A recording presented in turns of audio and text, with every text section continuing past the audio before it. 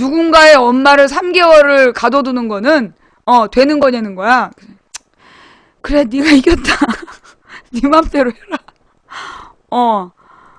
내가 말싸움 해갖고 이제까지 진 적이 별로 없어요. 내가 말싸움을 해서 진 적이 없는데 우리 딸하고 말싸움을 해서 이긴 적이 없어.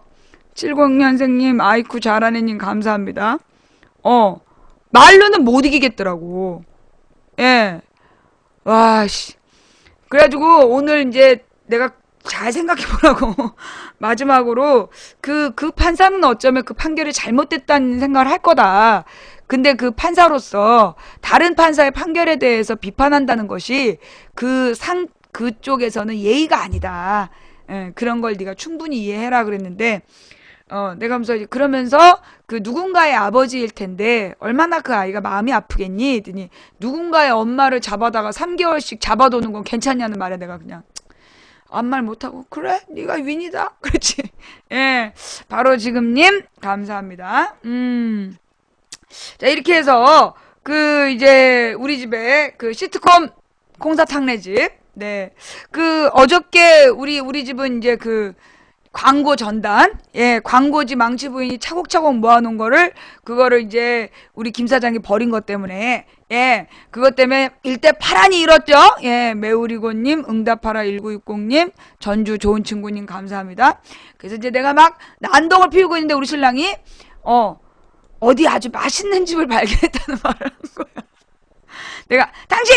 내 광고지 버렸지! 그래서 이제 시작을 했어. 했더니, 우리 신랑 못 들은 척하면서 막 왔다 갔다 해. 왔다 갔다 하더니 머리가 참 예쁘네 하면서 칭찬을 막 해. 당신 내 광고지 어떻게 써? 그래서 막 들이댔어. 했더니 여보 내가 노원에 어디 맛있는 집을 발견해서 그런 거야. 어디? 그래서 따지던 거 넘어갔잖아. 나 진짜 닌기리 조또님 팬클럽까지 감사하고요. 뜨랑님 감사하고요. 이슬과 풀림님 감사합니다. 내가 진짜 이제 우리 신랑한테 이제 못 이겨요. 예, 우리 마른 인간들. 자 이제 이렇게 해서 우리 그 인트로 네 인트로는 좀 들어봤고요. 네, 자 그러면 이제 오늘 이 이야기부터 시작할게요. 여러분 그 속보 나온 건 함께 읽는 뉴스에 올려야 돼. 안 올리면 예 그 안 올리면 제가 다룰 수가 없어요.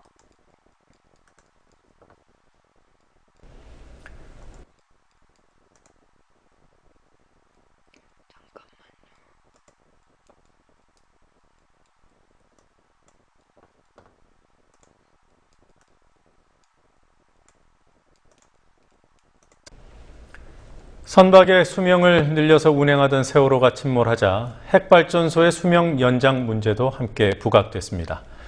지난 지방선거에서는 핵발전소가 있거나 유치 논쟁이 벌어진 지역에서 이른바 반핵 후보가 당선됐습니다. 핵발전소는 언제든 위험해질 수 있지만 오래된 곳일수록 더 위험합니다. 오늘도 26년 된 경북 울진에 한울 1호기에 문제가 생겨서 가동이 중단되는 일이 있었습니다. 장부경 PD가 노후된 핵발전소들을 정리해봤습니다. 세월호 참사 후 치러진 지방선거에서 안전은 그 어느 때보다 중요한 이슈였습니다. 강원도 삼척시장 선거에 당선된 김양호 씨입니다. 핵발전소 찬반 선거에 성격을 띄었던 삼척시장 선거에서 원전 유치 취소를 공약으로 내세웠습니다. 삼척은 정부가 지난 2012년 신규 핵발전소 예정지로 지정 고시에 이에 대한 논란이 뜨거운 지역입니다. 부산 기장군수 선거에서도 원전이 화두였습니다. 여야 후보들 모두 핵발전소 폐쇄를 주장했고 재선에 성공한 무소속 오규석 기장군수 역시 고리 1호기를 폐쇄해야 한다는 입장이었습니다. 부산시장 선거에서는 새누리당의 서병수 당선자가 고리 1호기에 2017년 폐쇄를 공약하는 등 여야 후보 모두 고리 1호기 폐쇄를 약속했습니다. 고리 1호기는 지난 2007년에 30년 설계 수명이 다했지만 10년 연장 사용이 승인돼 현재 가동 중입니다. 1978년 상업 운전을 시작한 국내에서 가장 오래된 핵발전소입니다. 정기검사로 가동을 중지했던 고리 1호기는 아이러니하게도 세월호 참사 당일인 지난 4월 16일 원자력 안전위원회로부터 재가동의 승인을 받았습니다. 현재 설계 수명이 끝난 또 다른 원전인 월성 1호기입니다. 1983년 운전을 시작한 국내에서 두 번째로 오래된 핵발전소로 2012년 11월 설계 수명이 다 되면서 가동이 중단돼 현재 재가동 여부를 논의하고 있습니다. 한국수력원자력에서는 설계 수명이 끝난 원전의 주요 부품들을 교체해 안전에 문제가 없어졌기 때문에 연장 사용하자는 입장입니다. 그러나 환경단체들은 아무리 주변 부품을 갈아 끼워도 원자로가 그대로인 이상 안전성이 크게 좋아질 수 없다며 폐쇄를 주장하고 있습니다. 그럼 고리 1호기와 월성 1호기 다음으로 오래된 고리 2, 3, 4호기는 어떨까요? 고리 2호기입니다. 1983년 7월 운전을 시작해 월성 1호기와는 불과 석 달밖에 차이가 나지 않습니다. 월성 1호기의 재가동 여부가 고리 2호기의 재가동에도 직접적인 영향을 줄 수밖에 없습니다. 고리 2호기는 63건의 고장이 있었습니다. 52건의 월성 1호기보다도 더 잦았습니다. 고리 3호기와 4호기 역시 각각 1985년과 1986년에 운전을 시작한 오래된 핵발전소입니다. 현재까지 고리 3호기는 52건, 고리 4호기는 42건의 고장이 있었습니다. 이는 원자력안전위원회가 공식 집계에 공개한 수치입니다.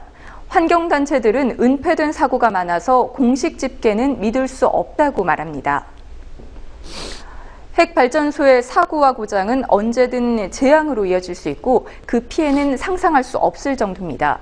세월호 이상의 위험을 안고 있는 노후 핵발전소를 계속 가동한다면 국민 생명을 담보로 도박을 하는 셈이라는 지적이 나옵니다. 국민TV 뉴스 장부경입니다.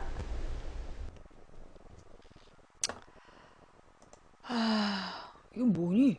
저 여자는 저 벗고 있는 여자 왜 나온 거야 저거? 그래요. 이 원자력 발전에 대해, 그러니까 이제 다음 주 월요일이 되면 세월호 발생 2개월이 된 날입니다. 예, 다음 주 월요일이 되면 세월호 발생 2개월이 되는 날인데, 세월호 문제의 원인이 뭐냐? 세월호의 원인이 뭐냐? 그 낡은 중고배를 폐선시키기 직전에 배를 갖다가 과도하게 중축을 해서 무리하게 운항을 하다가 이번 사고가 터졌잖아요. 우리나라 원전 문제가 사실은 굉장히 심각한 겁니다. 이미 폐기해야 될 연한이 2007년에 지나간 원전들이 이명박에 의해서 그냥 가동되고 있어요. 예? 그러니까 원래 이제 원전을 맨 처음에 만들 때는 사람들이 원전의 문제를 몰랐어. 우리나라도 원전을 1970년대인가 만들기 시작했잖아요. 그게 이제 원전의 문제점을 일본도 몰랐다는 거야. 그러니까 우리나라 원전의 기술이 일본하고 미국의 원천 기술이 있는데, 맨 처음에 이 원전을 만들 당시에는 원전의 뒤를 모른 거야. 그러니까 이제 그게 2010년에 우리가 후쿠시마 사태, 2011년인가 후쿠시마 사태가 발생해서 그때 공부하면서 알게 된 내용인데, 그 일본에 있는 어떤 대학에서 처음으로 이제 원자로를 만들었대. 원자로를 만들어서 가동을 시켜본 거야. 100kW인가? 되게 작은 규모로 100kW짜리 작은 규모로 원자로를 만들어 봤는데, 그래놓고 이게 굉장히 작은 소량의 우라늄으로 많은 전력을 생산할 수 있다. 그러면서 이제 대단하다 그러고 이제 막 짓게 한 거야. 그리고 난 다음에 이제 이걸 폐쇄하자. 폐쇄가 안 되는 거야. 일본 대학에서 이게 원래 10년 동안만 쓸 수 있게끔 임시로 만든 거였는데 10년이 지났는데 폐쇄를 못 한다는 거야. 왜? 그걸 폐쇄를 하면 그 폐쇄한 그 찌꺼기들, 부신 물건들이 전부 다 이게 핵 폐기물이잖아. 어디다 놓을 데가 없는 거야. 그래가지고 그리고 그 핵 폐기물 그 원전 안에 있는 방사능을 어떻게 할 거냐고. 그래서요, 원래 10년만 가동하고 폐기하기로 했던 게 지금도 계속되고 있대. 지금도 계속 돌리고 있다는 거야. 그 다음에 이제 후쿠시마 원전에, 후쿠시마 이 원전의 사고 원인도 왜 일어났냐. 그러니까 이제 그 원전 마피아라 그러잖아요. 우리나라에 이제 이 원자력 발전이 굉장히 경제적인 전력 생산 방식이라고 굉장히 주장을 했잖아요. 네. 그런데 그 원자력 발전이, 그러니까 그 핵발전이 경제적이라고 얘기하는 건 우라늄 가격이 싸다. 싼 우라늄으로 많은 양의 전력을 생산할 수 있기 때문에 그게 경제적이다라고 주장을 했다는 거야. 그런데 문제는 뭐냐? 이 우라늄이라는 게 한 번 그 핵발전을 시작을 하잖아요. 한 번 핵발전을 시작을 하면 그 다음에 이 우라늄이 핵발전을 멈춘다? 안 멈춘다. 한 번 핵발전이 돌아가고 나면 이 우라늄은 2만 년 동안 핵발전을 계속 한다는 거야. 근데 이 그러니까 이게 뭐예요? 그 핵분열을 하는 거야. 핵분열. 발전이 아니라 핵분열을 한다는 거야. 핵분열을 하면서 2만 년 동안 방사능을 유출한다는 거야. 그 방사능을 유출하는데 중요한 건 방사능과 더불어서 어마어마한 고열, 2000도 이상의 초당 2000도 이상의 열을 발생한다는 거예요. 그래서 그 열을 발생시키는 그 우라늄에서 나오는 그 열이 너무너무나 뜨겁기 때문에 그 핵발전소가 보면 우라늄 이게 이 돔이 뭐 하는 데냐? 그게 그 분열을 시작한 다음에 발전은 금방 얼마 못 한대. 전력 생산은 얼마 못 사용한다는 거야, 우라늄으로. 그리고 나서는 몇백 년, 몇천 년 동안 그게 계속 핵분열하면서 열을 내기 때문에 그걸 폐연료라고 해서 그걸 계속 식혀주는 거야. 계속 그 돔 안에서 식혀주고 있는 거예요. 후쿠시마 원전이 어떻게 사고가 난 거냐면 바로 그 식혀주는 폐연료봉을 놓고 순간 2000도 이상의 열이 나니까 계속해서 바닷물을 부어서 그 연료를 식혀주고 있었던 거야. 그 봉을 식혀주고 있었는데 이 냉각수를 공급하는 장치의 전력이 후쿠시마 그 쓰나미로 고장이 난 거야. 냉각수를 조정해주는 그 장치가. 그래서 그러니까 그 식혀주는 장치가 멈춰버린 거야. 그래서 그 핵분열을 하던 연료봉에서 그 온도가 뭘 녹였어? 그 시멘트 돔을 녹인 거야. 시멘트 돔을 녹여가지고, 시멘트 돔을 녹여서 그 방사능이 그냥 바깥으로 나와버린 거야. 근데 아베가 공식적인 국제 핵 문제 연구소에 나와갖고 말하기를, 핵 무슨 문제 토론회에 나와서 말하기를, 후쿠시마 원전 사태는 현존하는 기술로 대책이 없다. 후쿠시마 지금 방사능 오염을 현존하는 기술로 막을 수가 없다라고 발표를 했어요. 자, 그때 이명박은 뭐라고 얘기를 했느냐? 우리나라 핵발전소는, 그것도 이명박이 직접 얘기한 게 아니라 카이스트 교수를 출연시켰어, YTN에. 카이스트 교수란 사람이 나와서 우리나라의 핵발전 방식은 후쿠시마하고 전혀 다르기 때문에 아무 걱정하지 말라 그랬어.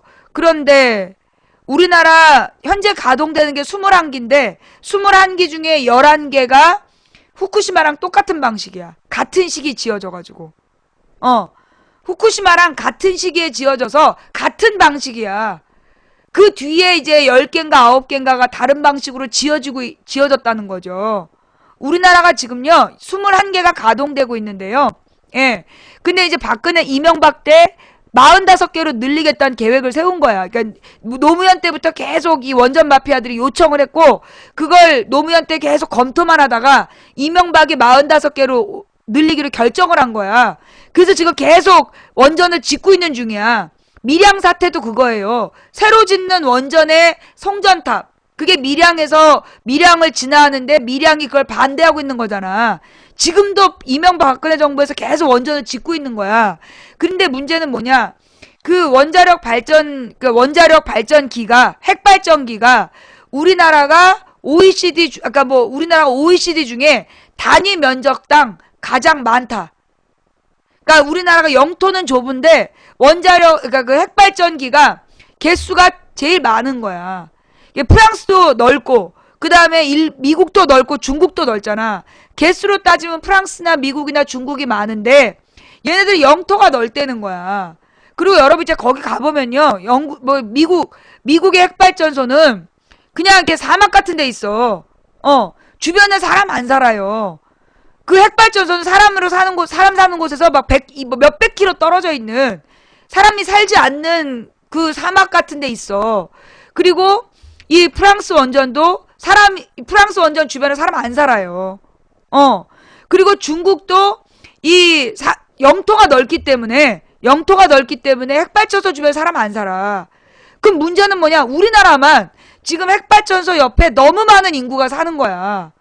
그러니까 전 세계에 있는 핵발전소 중에 가장 그 핵발전소 옆에 사람이 많이 사는 나라가 우리나라라는 거야. 근데 그리고 또 하나는 이 핵발전소가요. 핵발전소에 뭐라 그러나 핵발전소 입지 조건이 있어. 그러니까 가령 화력발전소, 수력발전소, 뭐 이런 파력, 조력 발전소의 입지 조건이라는 게 있는 것처럼 핵발전소의 입지 조건이 있어요. 핵발전소의 입지 조건이 두 가지인데 하나는 냉각수 공급이 원활할 것, 또 하나는 지반이 안정될 것이에요. 냉각수는 아까 얘기했듯이 핵폐연료에서 나오는 그 열을 식혀줘야 되기 때문에 풍부한 냉각수가 공급돼야 된다는 거고, 또 하나는 지반이 안정돼야 된다는 거야. 근데 이 지반이 안정되려면 뭐가 필요하냐? 그러니까 그 지반이 고생대 이상 오래돼서 더 이상 지진이나 해일이나 이런 것들로부터 안전한 곳이 이 핵발전소의 입지 조건이에요. 근데 우리나라의 경상도 지방은 여러분도 아시다시피 경상도가 동해안이잖아. 그런데 이 경상도가 이 융기한 땅이잖아요. 이게 치고 올라온 땅. 그리고 그 얘기 들어봤지? 경상도하고 그러니까 이 경상도하고 일본 사이가 뭐 7광구가 있다 이런 얘기 하잖아. 이 석유가 시추될 수 있는 7광구가 있다 이런 얘기를 하잖아요. 그러면 거기다 우리나라 경상도가 그러니까 일본이 환태평양 조산대야.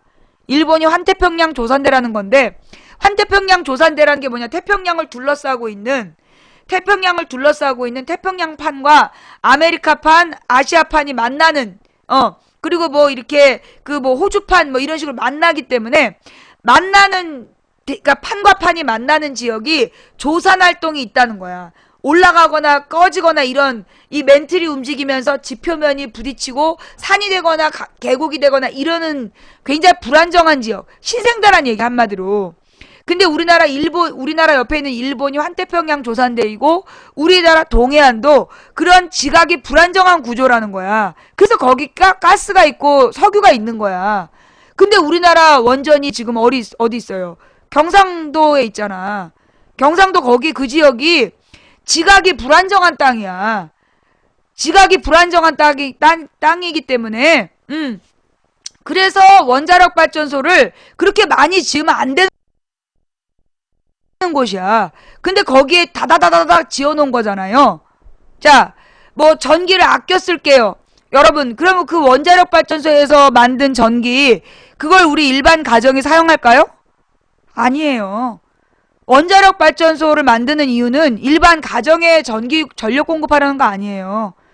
우리나라에서 생산된 전력의 52%가 저기에서 사용하잖아. 정유회사. 정유회사에서 52%를 사용해요. 그리고 30%가 산업용이야. 나머지 산업용. 그리고 일반 주택에서 사용하는 건 13%밖에 안 돼. 우리 일반 가정에서 사용하는 거는요, 전체 생산된 전력량의 13%밖에 사용이 안 돼. 그리고 80%가 산업용이야. 그 중에 80% 중에 30%는 꼭 필요한 거라고 쳐. 52%가 정유 생산에 사용되고 있는데요. 그게 문제라는 거야. 왜? 정유 산업으로 돈을 벌어서 그게 우리나라 경제에 도움을 주느냐? 안 준다는 거죠. 정유회사에서 52%의 전기를 할인받아서 사용해요. 그러면 적어도 대한민국 국민한테는 다른 나라에 파는 가격보다 싸게 팔아야 되잖아. 우리나라 기름값이 전 세계에서 제일 비싸다니까? 정유회사가 우리나라에 있으면서 원자력 발전소를 짓고 원자력 발전소에서 어마어마한 전력을 공급받아서 그 정유를 해봤자 우리 국민한테 도움이 안 되는 거야. 정유회사에서 사용하는 전기요금이요. 우리 일반 가정용 전기요금보다 할인받는 거잖아. 그래서 그러니까 걔네들이 일반 정유회사에서 52%를 쓰는데, 그러면 그 52%의 정유회사에서 전기요금을 일반 가정용보다 3분의 1 정도 할인을 받아서 쓰고 있단 말이야. 그 할인받는 가격을 다 내면 우리 일반 가정집은 전기요금 안 내도 된다는 얘기예요. 51%가 일반 가정집보다 3분의 1이나 할인을 받고 있다고. 그러니까 걔네들이 그 3분의 1 할인받는 걸 3분의 1까지도 아니고 1.5%만 더 내도, 아니야. 그러니까 이제 15%만 더 내도 우리 일반 가정에서는 전기요금을 안 내도 되는 상황이야. 그만큼 걔네가 전기를 다 쓰고 있는 거야. 그들을 위해서 원자력 발전소는 짓는 거예요. 근데 그렇게 핵발전소를 짓고 있어. 그래서 어떤 문제가 있느냐? 일본 정유회사가 우리나라 산업용 전기요금 싸다고 우리나라에다 정유회사 짓는다니까? 이명박 때 그게 계약이 됐다며. 정유회사에만 특혜를 주는, 대기업과 정유회사에 특혜를 주기 위해서, 그래서 나머지 우리 이 무지한 국민들은 핵발전소 옆에서 그게 뭔지도 모르고 살아가고 있는 거야. 지금 핵발전소 주변에 수백만 명 살고 있잖아, 우리나라가. 그래, 네가 이해 못하겠지. 미안하다, 야. 우리 방송이 아무나 듣는 방송은 아니야. 아무나 듣고 이해하는 방송이 아니라, 들으면 네가 이게 음모론으로 들리지. 미안해. 음모는 네 빤스 속에. 그 국민들이 잘 모른 거예요. 핵발전의 문제를 잘 몰랐어. 후쿠시마 사태가 터지기 전에는 아무도 몰랐어. 그 핵발전소가 위험하다는 거를 잘 모르고 지내온 거야. 그러다가 이 체르노빌 사태가 터지니까 유럽이 체르노빌 사태 이후에 암 발생률이 급증을 했어요.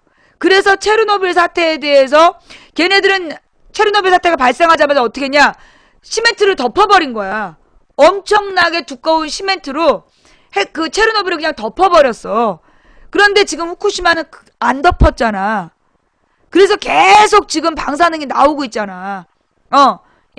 계속 방사능이 지금 나오고 있는데 대책이 없다는 거 아니야. 현존하는 기술로는 어떻게 해볼 방법이 없다는 거 아니야. 그게 지금의 그 상황인데, 그때 이명박은 이런 얘기를 했어요. 우리나라는 편서풍이 부는 나라라서 방사능의 영향권에서 무사하다. 참 무식한 얘기죠. 그 편서풍이 불기 때문에 일본에서 방사능이 날아오지 않는다라는 그런 개소리를 막 했다니까. 그걸 또 텔레비전에서 그걸 대대적으로 보도했잖아. 정말 부끄러운 얘기죠. 지금 그러니까 일본이 어떤 상황이냐면, 그냥 이제 계속 지금도 그 핵 연료가 어떻게 돼 있냐? 계속 열을 내는 거야. 열을 내면서 이제 그 돔이 녹았어. 돔이 녹은 다음에 어떻게 되고 있냐? 지금 계속 녹아서 땅 속으로 들어가고 있는 거야. 땅 속으로 계속 열을 내면서 이렇게 밑으로 내려가고 있는 거야. 지금 계속 땅이 녹아내려서 땅 속으로 계속 이렇게 가라앉고 있는데, 거기에다가 지금 뭐라고 있냐? 바닷물을 붓는 거야. 냉각을 해야 되는데 냉각할 방법이 없으니까 계속 바닷물을 쏟아 붓고 있고, 근데 바닷물을 쏟아 붓는데 이 쏟아 붓는 바닷물이 2000도의 열에 딱 닿으면 어떤 일이 되냐? 그 바닷물 속에 있는 그 소금이나 마그네슘이나 이런 성분이 바로 고체가 된다는 거야. 근데 여러분 그거 알죠? 찜질방에 소금방 있는 거. 마그네슘과 소금이나 이런 그 광물질이 바로 이렇게 그 위에 쌓이면 더 열이 나는 거야. 바닷물이 증발해버리고 거기에 그대로 이렇게 그 광물질이 남아가지고, 그래서 열이 더 난다는 거야. 그래도 계속 지금 바닷물을 쏟아붓고, 그러면 쏟아부은 바닷물 중에 증발되지 않는 물은 방사능을 머금고 바다로 계속 들어가고 있다는 거야. 네. 기가 막히죠? 그래서 지금 매우 심각하다. 그래서 그 해산물이 위험하다. 그래서 이 일본산 해산물을 그러니까 일본의 동해안에서 나온 해산물은 전면 수입 금지를 시켜야 되는데, 박근혜 정부에서 그 전면 수입 금지를 안 하고 계속 버텼잖아. 계속 버티는 바람에 우리나라 지금 수산물 시장이 거의 지금 죽어가고 있잖아요. 그게 이제 이 지금 나타나고 있는 문제점. 예. 하여튼 그래서 이 방사능 문제, 핵발전소 문제는 매우 심각한 문제인데 왜 다루지를 않느냐. 이게 이제 사실은 대책이 없어요. 핵발전소 문제를 얘기를 하면 이 진실을 알게 되면 이 국민들이 동요할 것이고 매우 심각한 상황인데 이 진실을 알고 동요를 했을 때 대책이 없는 거야. 그런데 그래서 차마 말을 대놓고 못하고 있는데 그 와중에 계속 핵발전소를 늘리고 있는 거 아니야, 박근혜가. 그래서 지금 또 핵발전소를 짓고 밀양 송전탑에다가 밀양의 송전탑에다가 그걸 송전탑 설치하겠다고 지금 주장하고 있는 거 아니야. 그러니까 지금 이제 다시 핵발전소 얘기가 나오는 거라고. 정말 매우 심각한 상황이에요. 내가 지난번에도 얘기했지만 그러니까는 유럽에 프랑스하고 독일이 있어. 근데 이제 이 프랑스하고 독일이 그 에너지 정책으로 굉장히 크게 싸우는데 프랑스나 독일이나 전부 다 저탄소 정책에는 동의를 하는 거야. 근데 이제 프랑스는 뭘로? 그 탄소 감소를 위해서 원자력을 하겠다. 그게 프랑스 입장이야. 독일은 원전의 위험성, 후쿠시마 사태로 원전의 위험성이 입증됐다. 그래서 독일의 모든 원전을 중단시키겠다. 현재 이제 새로 짓는 모든 공사는 중단하고 현재 가동되고 있는 원전도 점차 폐쇄하겠다. 이게 독일의 입장이야. 왜냐하면 독일에서 대한에너지죠. 대체에너지. 대체에너지로 생산되는 양이 19%예요. 19%. 그러니까 태양광이나 풍력 발전으로 생산되는 에너지가 현재 전체 전력 생산량의 19%래. 그러니까 여기는 원전이 23%인가 22%인가 그랬고, 그래서 이 원전을 줄이고 이 대체 에너지로 바꾸겠다는 거야. 그럼 우리나라는 지금 80%를 원전에 의존하고 있는데 그거는 먼 나라 얘기 아니냐? 이게 거짓말이야. 우리나라에서 그러면 전체 생산되는 전력에 핵발전소에서 생산되는 전력은 얼만큼? 현재 우리나라에 생산되는 전력 중에 핵발전소가 생산하는 전력은 얼만큼이라고? 다 합해서 23%. 23%. 예. 30%로 올랐어요? 내가 그 2008년까지 가르쳤던 교과서에는 23%라고 나와 있었어. 그럼 이제 그 뒤로 늘렸나 보구만. 30%까지 늘렸는지 모르겠는데 내가 마지막으로 가르쳤던 교과서의 내용은 25%, 23%였어. 그러니까 원자력으로 80%의 전력을 생산한다. 이거 거짓말이에요. 원자력으로 80%의 전력 생산 거짓말이고 현재 우리나라에서 생산되는 전력에 이 핵발전, 원자력 발전으로 사용하는 전력은 30%가 안 돼요. 예. 30%가 안 돼. 25% 정도밖에 안 돼. 그러면 나머지 가장 많은 양이 화력발전이에요.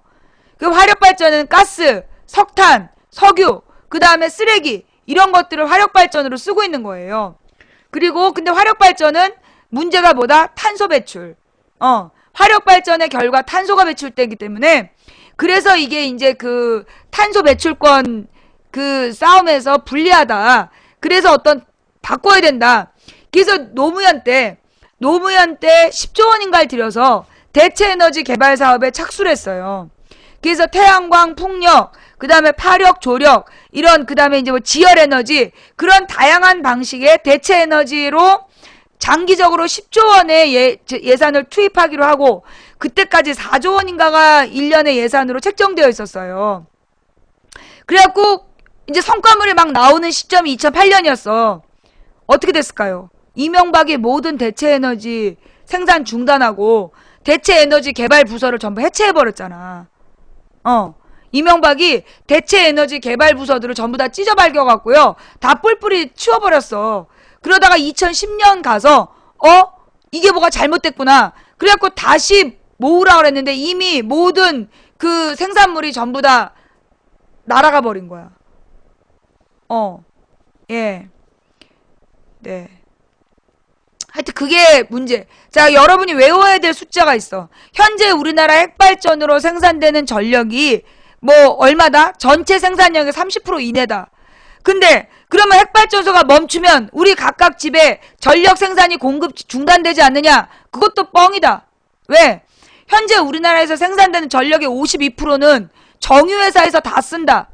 정유회사에서 만든 기름을 우리나라에 다 쓸까요? 98%가 수출됩니다. 99%인가? 98%가 수출돼요.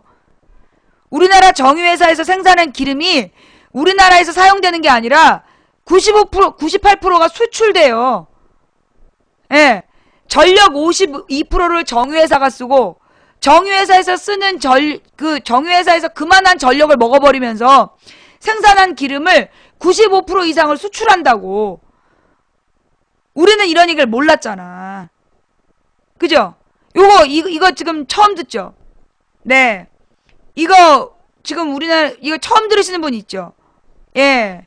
그래서 이제 여러분 많이 들으신 분들은 내가 이 얘기를 2011년부터 해마다 반복하는데 많이 들으신 분들도 있지만 처음 듣는 분들 되게 많을 거예요. 이번에 세월호 사건 때문에 오신 분들은 지금 다 처음이지. 그죠? 예. 그래서 우리나라의 에너지 정책이요. 전면 재검토돼야 돼요. 정유회사에서 기름을 52%의 전기를 먹고 생산해서 우리한테 다른 나라의 반값으로 파냐? 아니잖아. 정유회사가 우리나라에 있어서 우리나라에 어떤 도움이 되냐고. 세금을 그렇게 많이 내냐? 법인세 인하받고 세금 탈세하고 세금 인하받고 탈세해서 내야 될 세금도 제대로 안 낸 애들이에요. 예. 지금 핵발전소가 제일 위험해요. 무엇보다 여러분 있잖아요.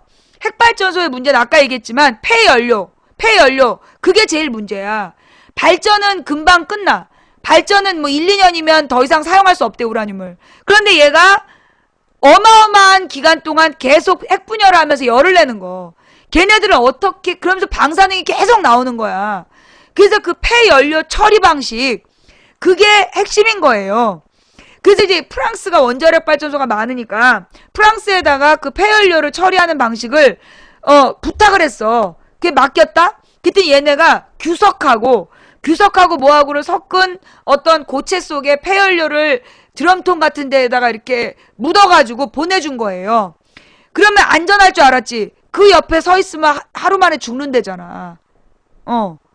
결국 그 안에 뭐 드럼통 안에 폐연료를 가뒀다고 그래봤자 열은 안 날지 몰라도 방사능은 계속 나와서 그 드럼통 옆에 하루 동안 서 있으면 죽는다는 거야. 그 드럼통들을 지금 경주 방사능 폐기물에다가 넣는 거예요. 방사능 폐기물장, 방패장이라는 거 들어봤지? 경주의 방패장에 그 드럼통을 저장한다는 얘기야. 그런데 경주에 그 방사능 폐기물이 들어갈 그 장소가 바닥이 집안이 불안정해가지고 바닥에 금이 가고 그 바닥에 금이 간 걸로 뭐가 방사능 오염물질이 들어가면 경주 일대 지하수가 오염된다는 거야. 그래서 거기 그 지역 환경운동 단체가 반대하고 있잖아. 그래도 그냥 밀어붙이고 있잖아요. 그래도 그 지역 사람들은 철도같이 1번! 무조건 1번! 이 동네는 1번! 그런 거예요.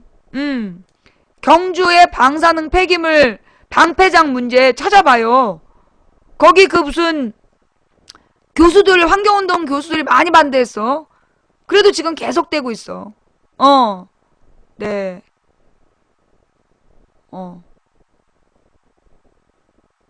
폐광산으로 인한 지하수 오염도 심각하죠. 근데 그 폐광산 물질보다 방패장은 방사능 물질이잖아. 예. 굉장히 심각한 상황이야. 굉장히 우리나라가, 이게 아주 오랫동안 국민의 이익이 아니라 특정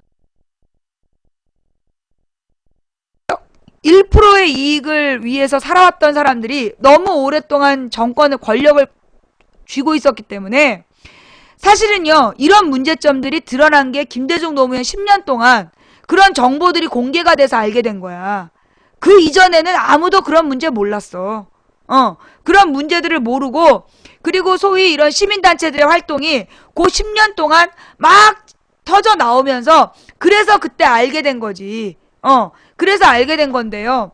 그러고 다시 이명박 박근혜가 되면서 그런 모든 진실에 대해서 덮는 분위기잖아. 덮는 분위기. 이게 너무나 이게 1%의 이익을 위한, 1%의 이익을 위한 나라를 운영하다 보니까 99%는 이런 일을 당하고 있었던 거야. 네.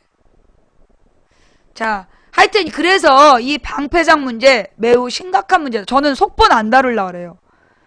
여러분 요즘에 잘 느낌이 안 와? 내가 속보를 안 다루는 거? 내가 속보를 안 다루는 이유는 속보를 다뤘다가 그 속보에 대해서 나한테 책임을 물으면 당신이 대신 감옥 갈 거야?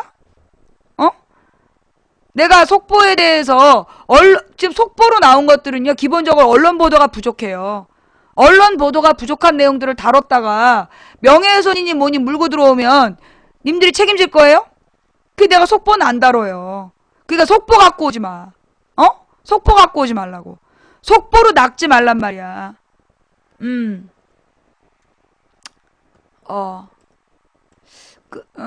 여름 휴가지 경주에 얽힌 끔찍한 진실.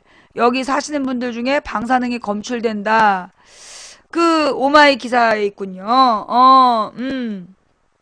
있는 기사들을 가지고 이야기합시다. 자, 그런데 물론 이제 한마디는 할 수 있겠죠. 지금 뭐 총리 후보 얘기해주세요 막 그러는데요. 한마디를 하면, 자, 박근혜 정부에서 이번에 대변인을 누굴 데려왔어요? 이번에 박근혜 정부에서 대변인으로 KBS 무슨 정치부 기장가 데리고 왔지? 그 다음에 홍보수석으로 YTN, 대변인이 민경욱이고, 그 다음에 홍보수석 이정현 뒤에 YTN을 데려온 거 아니야. 그죠? YTN 출신을 데려왔고, 그 다음에 이번에 총리로는 중앙일보 무슨 주간을 데려오겠다. 이건 뭘 의미하는 것 같아? 이건 뭘 의미할까요? 이거는 지금 박근혜 정부가 이번에 자기네들이 진 이유가 뭐 때문이라고 보는 거야? 언론 때문에 졌다고 보는 거야, 언론 때문에. 언론 때문에 졌고, 지금보다 더 언론을 강력하게 통제하기 위해서, 지금보다 더 심하게 언론을 통제하기 위해서 지금 진영을 이렇게 짜고 있는 거예요. 예. 그 정도 이상. 나중에 나오면 손석희하고 중앙일보 무관합니다. 여러분 되게 오해하시는 게 있는데요. 중앙일보하고 손석희는 무관합니다. 예. 왜냐하면 이게 전부 다 이제 이 삼성과의 자본하고 뿌리는 연결되어 있어. 연결되어 있는데 JTBC가 회사가 달라요. JTBC 다르고 중앙일보가 달라요. 그리고 손석희는 JTBC 안에서 보도 부문만 사장이야. 예능이나 이런 쪽 아니고. 예능 다른 분야는 아니고 보도 부분만 손석희가 사장이야. 그래서 손석희의 영향력은 9시 뉴스 이 정도예요. 9시 뉴스, 정시 뉴스 이 정도만 손석희의 영향력이고, 나머지 JTBC 손석희하고 무관합니다. 중앙일보도 손석희랑 무관해요. 뭔 말인지 알았어요? 그러니까 이 중앙일보에 대한 허상을 버리세요. 이거 또 몰랐죠, 여러분? 네. 이것도 몰랐던 분들 되게 많은데요. 예. 그래서 이 손석희하고 중앙일보는 무관해요. 보도가 전혀 달라요. 손석희는 소위 진보적인, 그러니까 진보라기보다 진실을 보도해. 손석희는 진실을 보도하고 있고, 조중동은, 권력을 옹호하고 있고, 그 차이야. 손석희와 나머지 뉴스타파나 고발뉴스나 이런 뉴스케이나 이런 데는 진실을 보도하고 있고, 조중동은 권력을 옹호하고 있고, 그래서, 이걸 갖다가 여러분이 헷갈리면 안 됩니다. 예, 중앙일보하고 손석희 무관한 걸 꼭 알아야 돼요. 중앙일보의 논점이 손석희랑 전혀 상관없어요. 정반대예요. 걔네 조중동은, 조선중앙동아는요, 철저히 권력, 정확하게 얘기하면 재벌 권력을 옹호하는 게 걔네 목적이야. 조선동아중앙은 목적이 재벌 권력, 0.1%가 재벌이잖아, 우리나라에. 0.01%가 재벌이고, 그 다음에 그 재벌의 떡고물을 먹는 게 1%라면, 그 1%의 이익을 대변하는 게 조중동이야.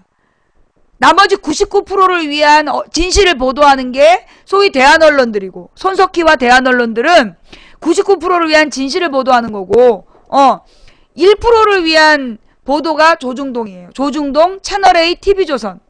우리 방송에서 채널A, TV조선 언급 금지되어 있죠. 또 JTBC도 그 손석희 뉴스, 정관용 뉴스를 제외하면 언급이 금지되어 있어요. 근데 어떤 애가 문자를 보냈어, 나한테. 뭐라고 문자를 보냈냐? 자기 친구가 썰전을 보는데 걔랑 말싸움해서 지고 있대. 도와달래. 나한테 그런 문자 보내면 스팸으로 등록해.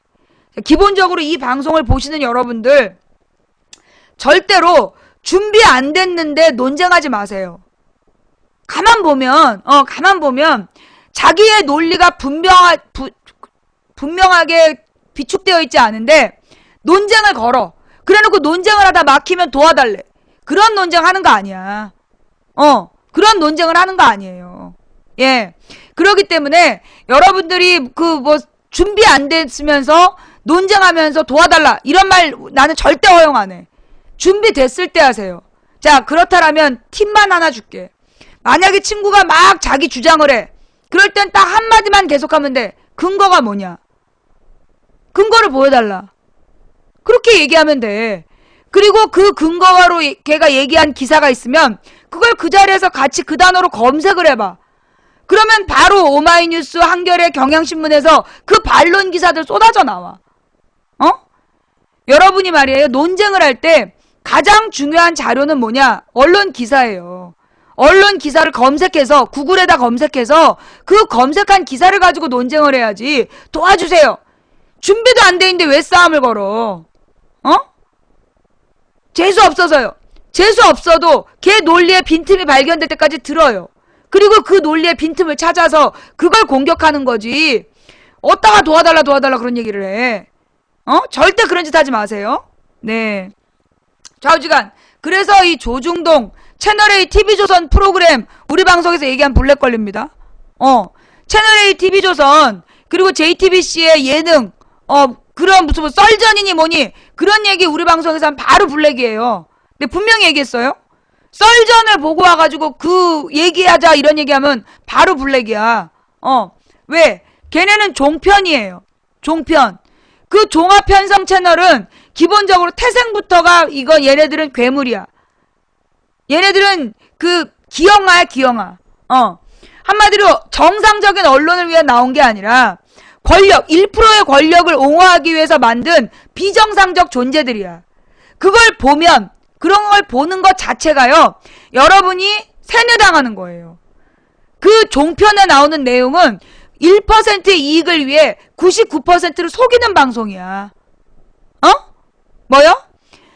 그 종편에서 나오는 손석희 뉴스를 제외한 종편의 모든 내용은, 손석희 정관용을 제외한 모든 내용은 종편, KBS, 채널A, TV조선, MBN, JTBC, 얘네들이 다루고 있는 모든 내용은 1%의 그 재벌의 권력을 위해서 99%를 속이는 프로라고.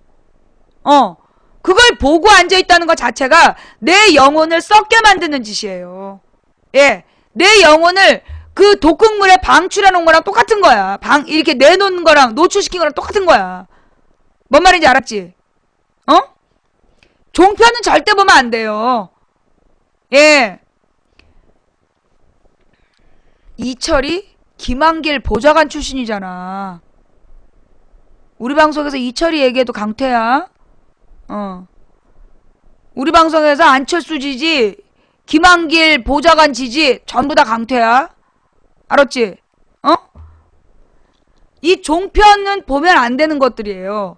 왜? 걔네들은 진실을 보도하지 않아. 이석기가 변장하고 도피했다. 그거 채널A TV조선 번갈아서 막 지랄 발광 설레발 쳤잖아. 그거 거짓말이었어.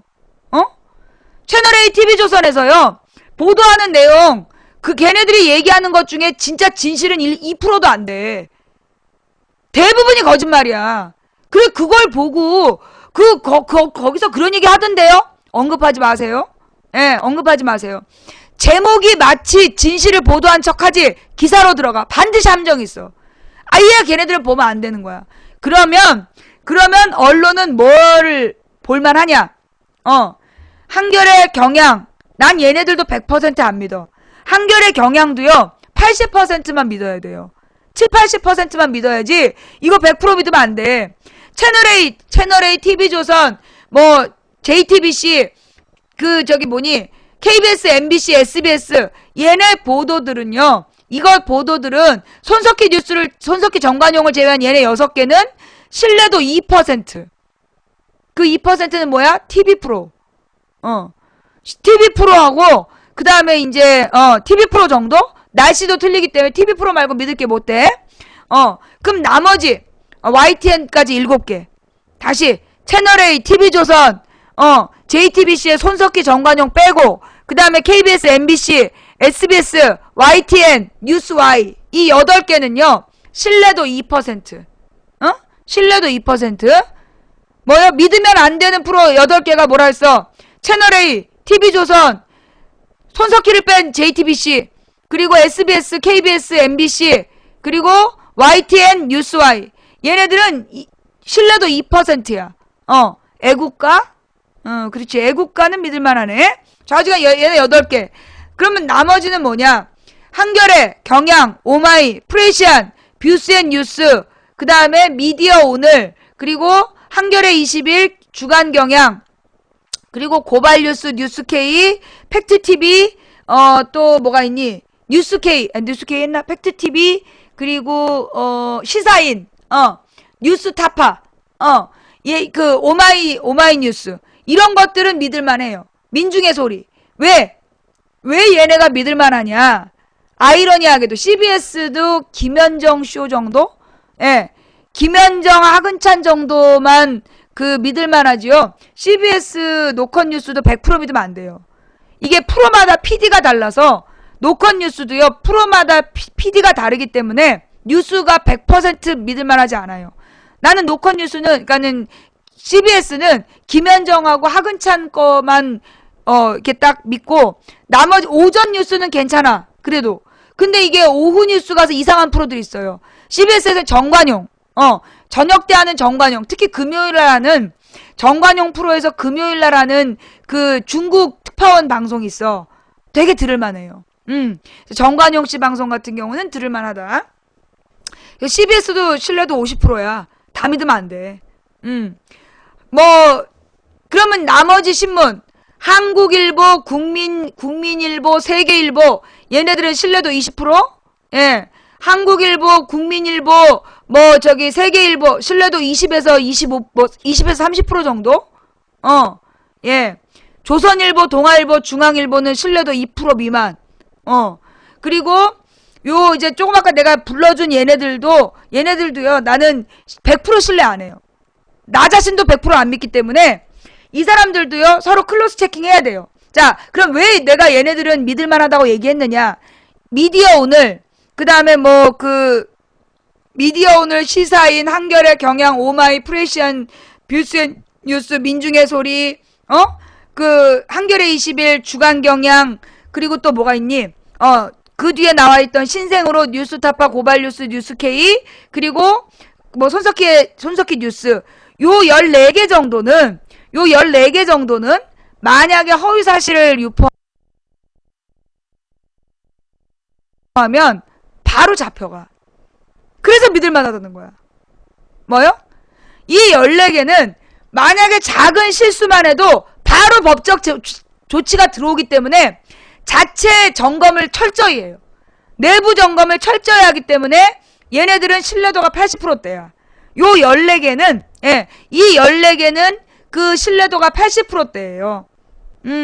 그래서 내가 이 사람들은, 왜냐하면 자체 검열을 해. 70, 80% 믿을 만한 게 자체적으로 검열을 해서, 왜냐하면 조금이라도 정권을 비판하면서 조금이라도 허위사실 유포하면 바로 폐간시키기 때문에 그래서 진실을 보도하는 비율이 높은 거야.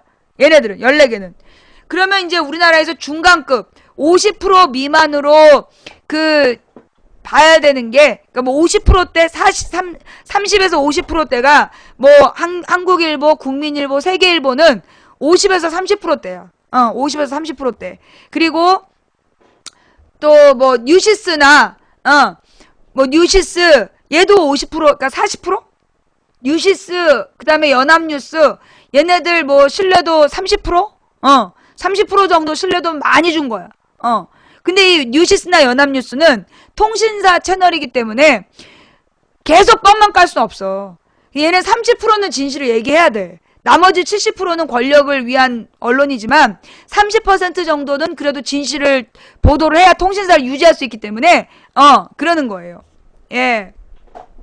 그래서 이게 우리나라의 언론이 아까 얘기한 14개를 제외하고 데일리 시리즈 신뢰도 1%. 데일리 시리즈 중에 뭐 저기 데일리한 뭐 이데일리 뭐 이런 애들 그런 거 뭐 저기 신뢰도 1%? 그런 거 함부로 그러니까 우리나라의 언론은 딱 절반으로 나누어져. 뭐야? 종박이냐 비박이냐. 종박이냐 비박이냐. 우리나라에서 뭐 뉴데일리 그다음에 이 뭐 이데일리 뭐 데일리안 얘네들은 1%예요. 신뢰도 1%. 그런 신문 우리 방송에 올리면 바로 블랙 걸려. 뭔 말인지 알았지? 종박. 딸을 종. 오로지 박근혜 왕국을 위해서 박근혜 왕국이 건설돼야 된다고 생각하는 언론과 그걸 비판하는 언론으로 나뉘어져 있죠. 근데 참 믿을 만한 건 뭐냐? 그러니까 비박 언론은 박근혜 왕국을 거부하는 언론은 박근혜 왕국을 거부한다는 이유로 만약 허위사실을 보도하면 바로 법적 제재를 받기 때문에 그들의 신뢰도가 상대적으로 높은 거야. 반면에 종박 언론은 아무리 개뻥을 치고 거짓말을 해도 그래도 처벌 안 받아. 그러니까 얘네들의 신뢰도는 개판이라는 거야. 10% 미만이 넘는 게 세고 셌어요. 예. 자, 그래서 종박 언론 홍보하지 마시고 망부 TV의 신뢰도 저 80%라고 봐요. 예. 우리 방송도 80%만 믿으세요. 20%는 틀렸을 거다 생각하시고 계속 검색하세요. 계속 검색해서 진실을 여러분 스스로 찾아가셔야 돼요. 나도 나를 100% 못 믿어요. 나의 지금의 생각이 나중에 바뀔 수 있어. 예를 들어 김진표. 나는 2010년에 김진표를 매우 혐오했어요. 그런데 내가 이번에 내가 잘 몰랐구나. 내가 모르면서 김진표를 비판했구나. 그걸 이번에 내가 깨달았어. 김진표의 능력과 내용을 모르면서 그 당시에 인터넷 흐름, 네티즌들의 주장을 그냥 일방적으로 받아들였구나. 그래서 내 자신도 저는 100%안 믿어요. 여러분도 나를 100% 믿지 마시고 계속해서 크로스 체킹을 하셔야 돼. 다른 뭐 팟캐스트나 이런 그 언론사들을 계속 확인하셔서 그래서 100%의 진실이 뭔지 스스로 찾아가셔야 돼요. 그런데 저는 그런 생각을 해요. 저는 어떤 인간도 100% 안전할 수 없다. 여러분 스스로도 나는 100% 오라. 그 생각은 전 옳지 않다고 생각해요. 우리는 모두 나는 100% 오라라는 생각을 하면 저는 안 된다고 봐요. 우리는 모두 내게도 20% 이상의 단점이 있을 수 있다. 모든 인간은 저는 이렇게 봐요. 우리 인간이란 존재가 100% 완전한 존재라면요. 인간일 필요 없어요. 인간이라는 글자가 뭐야? 사람 인자하고 사이가 한자잖아요. 사람과 사람 사이가, 즉 사람이 같이 모여있을 때 인간이 되는 거야. 혼자 있을 때는 인간이 아니야. 인간이란 서로 같이 있을 때 인간이야. 그러면 왜 인간은 인간이어야 하는가? 왜 사람들은 모여있어야 인간이냐? 모든 인간에게는 단점이 있기 때문이에요. 모든 인간에겐 장점이 있고 모든 인간에겐 단점이 있어요. 어떤 인간에게도 단점이 없는 인간이 없어. 어떤 인간에게도 장점이 하나도 없는 인간이 없습니다. 이거 되게 중요한 진리예요. 이거 내가 볼 땐 진리라고 봐. 모든 인간에겐 장점이 있고 모든 인간에겐 단점이 있어요. 그래서 인간이 인간이어야 돼. 왜? 서로 장점과 단점이 있으니 서로의 장점으로 상대방의 단점을 채워주면서 공존하라는, 그게 인간의 존재예요. 그러니까 우리가 어떤 생각을 할 때 내 생각은 100% 옳다. 그 생각을 버려야 된다는 거지. 나도 그래. 내가 틀린 건가요? 여러분이 보면 이거 제가 생각이 틀렸나요? 자꾸 물어보잖아요. 진짜 묻는 거예요. 내 생각이 틀릴 수 있다고 생각하기 때문에 계속 묻는 거야. 여러분도 끊임없이 자기 자신이 옳은지를 날마다 물어야 돼요. 날마다 스스로에게 내가 지금 제대로 가고 있나? 나는 지금 제대로 하고 있나? 이 생각을 날마다 나는 물어야 된다고 봐. 왜 그러냐? 지금 권력자들이요. 예전에 권력을 잡기 전에는 모두 마음이 깨끗했던 시절이 있을 거라고 봐. 순수하고 옳은 방향으로 가겠다. 정의로운 방향으로 가겠다는 신념이 있었을 거야. 근데 이 사람들이 나의 신념을, 여러분 그 드라마 추적자 보셨어요? 손현주가 나오는 드라마 추적자를 보면 거기에 강동윤이라는 인물이 나와요. 이 사람은 굉장히 가난한 집에 태어나서 수재야. 근데 얘는 자기가 성공을 해야 되겠다는 일념으로 재벌의 딸을 꼬셔서 결혼을 해. 그리고 그 재벌의 지원을 받아서 정치인이 되고 대통령 후보가 되고, 그리고 대통령이 되기 위해서 아내의 살인을 무마시키고 증거를 인멸하고 그런 짓거리를 하다가 결국은 이제 쫄딱 망한다는 스토리예요. 이 추적자라는 드라마가. 근데 거기 보면 나는 그 강동윤이라는 인물이 굉장히 의미가 나한테는 컸어. 그건 대한민국의 모든 정치인들에게 모두 이 강동윤이라는 인물과 당신을 비교해봐라. 모든 사람이, 모든 정치인들이 출발은, 초심은, 그 사람 강동윤이 무슨 얘기를 하냐 하면 그 추적자 드라마에 나온 인물이 자기는 힘을 가지면 정의로운 세상을 만들려고 그랬다. 힘을 가지고 자기가 힘을 얻으면 정의로운 세상을 만들려고 했다. 그런데 그 힘을 갖기 위해서 불의와 타협했던 거야. 그러면서 이 사람은 정의로부터 멀리 떨어졌다는 거야. 목적이 전도된다는 거예요. 목표가 뭐냐? 정의로운 세상이야. 그러면 그 정의로운 세상에 가기 위해서 불의와 타협하는 순간 목표를 상실하는 거예요. 지금 이 권력자들이, 지금 이 권력을 잡고 있는 사람들, 이 재벌들도 맨 처음에 이 재벌의 뿌리들이 돈을 벌기 시작했을 때는 아마 가난한 사람들을 도왔던 시절도 있었을 거예요. 가난한 일꾼들, 자기 주변에 있는 사람들을 도왔던, 그랬던 시절도 있었을 거야. 그러나 이게 점점 커지고 재벌이 되고 그 재벌의 권력을 유지하기 위해서 어쩔 수 없이 노동자들을 탄압하고 중소기업을 핏빨아먹고 그러다 지금은 살인 재벌이 돼 있는 거야. 응? 맨 처음엔 자기가 부자가 되면 세상에 가난한 사람 없게 하겠다라고 꿈꿨겠지. 그러나 점점 돈을 벌고 돈이 인간을 지배하게 되고 돈의 노예가 된 그 재벌들이 지금 이 세상을 병들게 하고 있잖아요. 마찬가지야. 그 재벌의 후원으로 정치를 하는 사람들은 그 후원금 값을 하기 위해서 점점 불의와 타협해가는 거예요. 이 세상에 대가 없는 건 없어. 이 세상에 돈 중에 대가 없는 게 없어요. 모든 돈에는 대가를 지불해야 돼. 그러니 이 정치인들이 그 스스로 날마다 반성해야 돼요. 나는 옳고 쟤는 틀렸다. 그 생각은 틀렸어. 우리 국민도 마찬가지야. 자, 이제까지 우리 국민들은요, 그동안 민주주의에 관심이 없었어요. 예. 민주주의에 관심이 없었어. 왜? 그 비싼 돈을 받고 지들이 알아서 해야지. 알아서 못합니다. 여러분이 눈 감는 순간 걔네들은 1%의 노예가 돼요. 정확하게 얘기하면 상위 0.01%의 노예가 돼서 1%의 이익만 대변하는 나라를 운영했어요. 왜? 99%의 국민이 정치에 관심을 끊었기 때문에. 그래서 지금 나라 꼴이 이 모양이 된 거예요.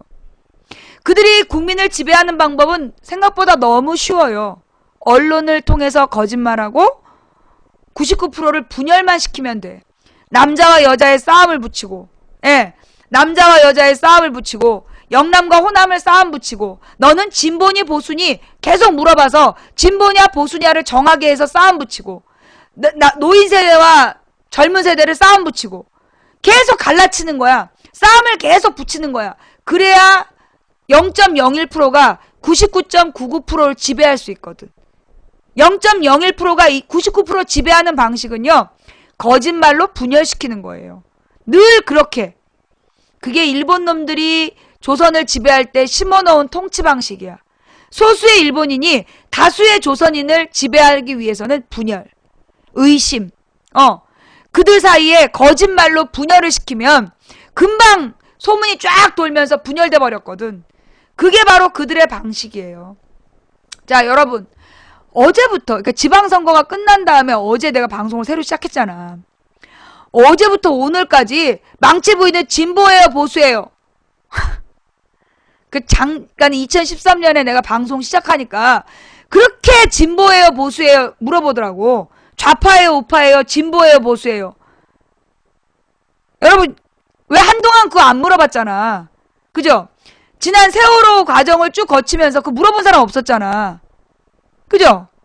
세월호 사건 발생하고 그 지난 방송을 해오는 동안 진보예요, 보수예요 묻는 사람이 없었어. 그지? 그런데 딱 선거가 끝나니까 물어보는 거야. 진보예요, 보수예요? 그러면서 물어보는 거야. 걔네 누구야? 그렇게 물어보는 거. 그 물어보는 게 여러분 일반인이 아니에요. 아니 여러분은 누구더러 진보냐 보수냐 물어보고 다녀요? 여러분이 일반인인데 여러분이 만나는 동네 사람한테 진보예요, 보수예요 물어봐요? 안 물어보잖아요.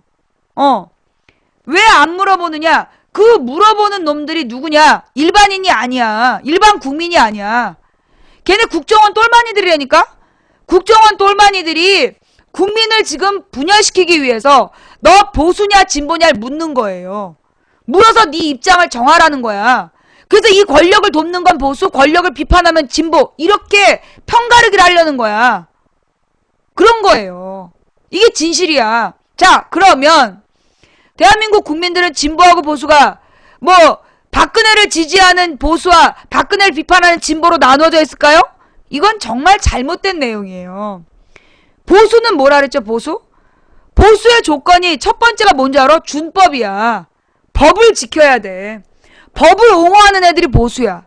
그리고 도덕성, 높은 도덕성으로 준법 정신으로 무장하고 유능하게 사회를 안정시키면 그게 보수야. 지금 박근혜가 그래? 높은 도덕성으로 무장하고 준법 정신으로 무장하고 유능하게 사회를 안정시키고 있어? 그게 보수야. 박근혜가 그래? 박근혜 정부가 그랬냐고. 전혀 아니잖아. 부패하고 법을 어기고 그러면서 사회를 불안하게 하고 끊임없이 분란을 일으키고 무능하고. 근데 무슨 박근혜를 지지하면 보수래. 말이 안 맞는 거지. 그지? 그래서 보수냐 진보냐를 가르면 안 되는 거야. 자, 그러면 또 우리 국민들 마음속이요.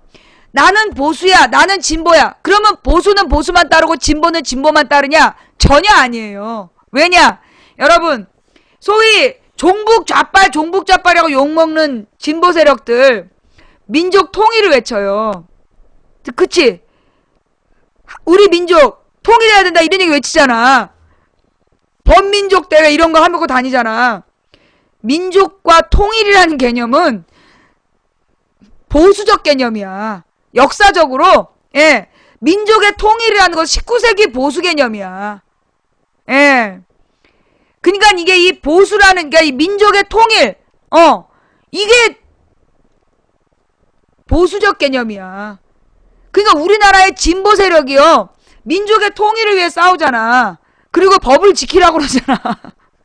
그러니까 소위 대한민국의 소위 진보 세력이라는 사람이 보수적 가치를 가지고 있어요. 네. 그리고 누구도 보수적인 사람들도 어떤 부분은 굉장히 진보적이에요. 무슨 얘기냐? 국민 80%는 그 국민의 마음속에 보수적인 가치와 진보적인 가치가 공존을 해요. 뭐라고요?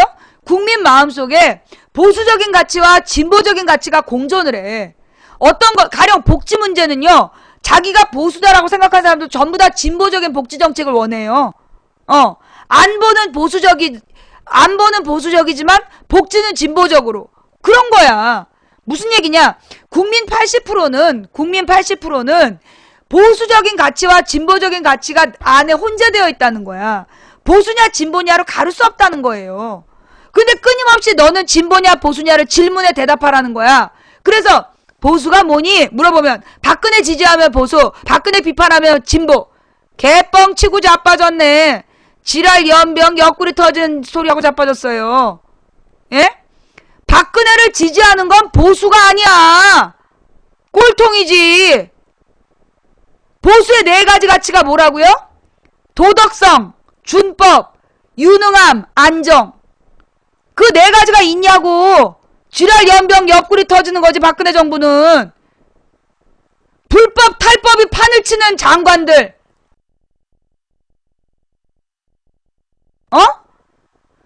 주민등록법 다 위반했잖아.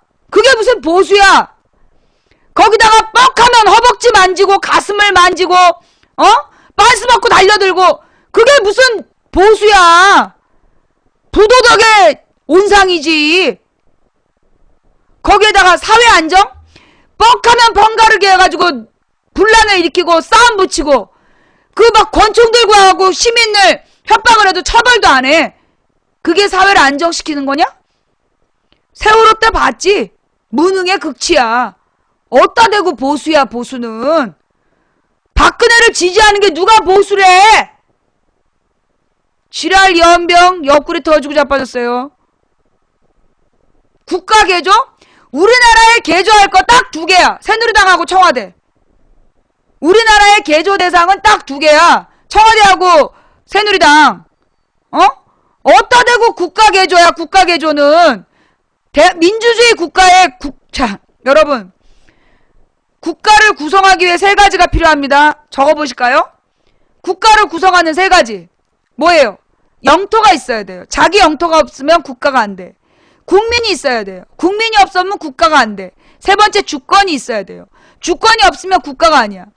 영토, 국민, 주권 세 가지가 있으면 국가야. 뭘 개조한다고? 뭘 개조할 건데? 영토를 개조할 거야? 있는 독도도 뺏기게 생긴 주제에 지금은 독도는 일본 땅이라고 쓰겠습니다. 지금은 곤란하니 조금만 기다려 주십시오. 그랬다가 지금 독도 뺏기게 생기고 이어도도 지금 뺏기고 생기고. 개조는 나발 지키기나 하라 그래. 영토, 그 다음에 국민. 아니 국민을 네가 뭔데 개조해? 종박이들은 살려두고 비박이는 죽이고? 어따 대고 국민을 개조한다는 얘기가 나와. 주권을 개조할 거야? 뭘 개조할 거야?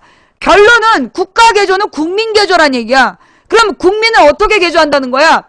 종박이는 살려주고 비박이는 죽이겠다는 얘기 아니겠어? 그거 말고 뭐가 있겠어? 박근혜를 비판하면 그게 곧 종북 세력이다. 지랄하고 자빠졌네. 박근혜를 지지하면 종박 세력이지. 어따 대고 보수야. 박근혜를 지지하면 보수, 박근혜를 비판하면 진보? 지랄을 깐다. 박근혜를 지지하면 종박, 박근혜 비판하면 비박. 종박과 비박이지 무슨 진보와 보수야. 아주 지랄 연병이야. 지랄이 창궐을 했어. 미안합니다. 분위기가 내가 너무 이렇게 좀 달아올랐나 봐.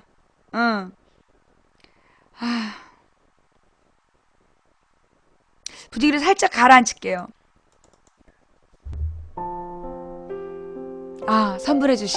선물로 후원해주신 여러분 대단히 감사합니다.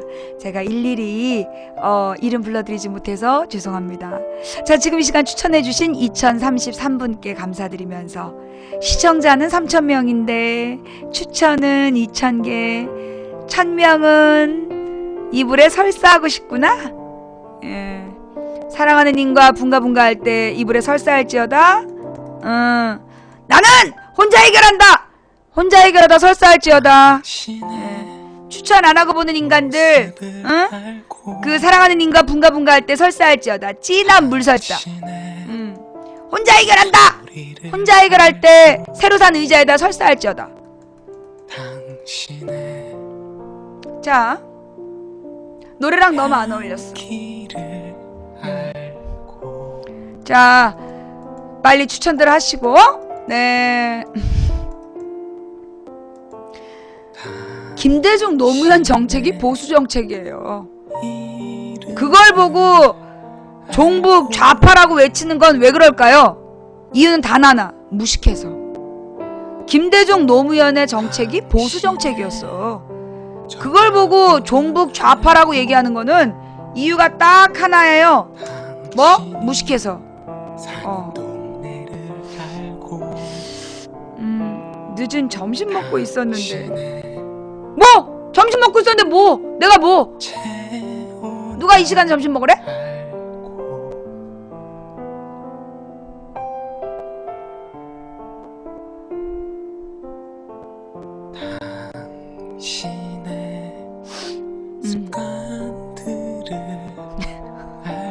선 콘돔 후분가. 어허! 자, 현재 망치부인 방송 별 마음에 안 드세요? 동의를 못한다는 얘기야?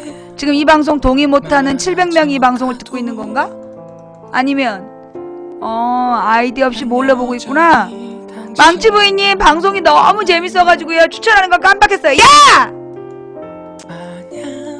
우리는 부부가 같이 봐요. 로그인은 혼자만 하고. 망치부인님 우리 라인은 같이 봐요. 테레비 한 대를 커다랗게 추천을 몇 개 하셨는데요. 예? 네.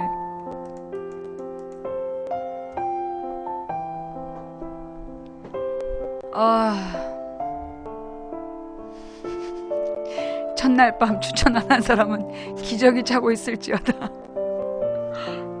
추천했어요? 추천하신 님들 오늘 밤 평안한 꿈 꾸실지어다. 예. 자, BK 희동이님 감사하고요. 네. 자, 그러면 그 아까 뭐 원전 이야기 내가 아까 하고 싶은 얘기 다 했어요.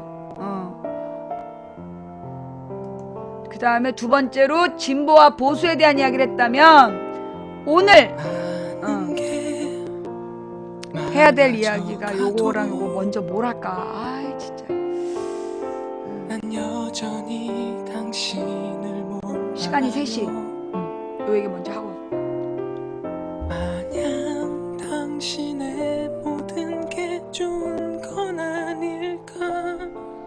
나는 겁이 납니다. 아니, 그러니까 우리 동네는 아니 우리 옆 동네는 사이비 종교 차기 교주가 안철수 사진 걸어놓고 출마했다니까. 물론 떨어졌지만. 끔찍했어.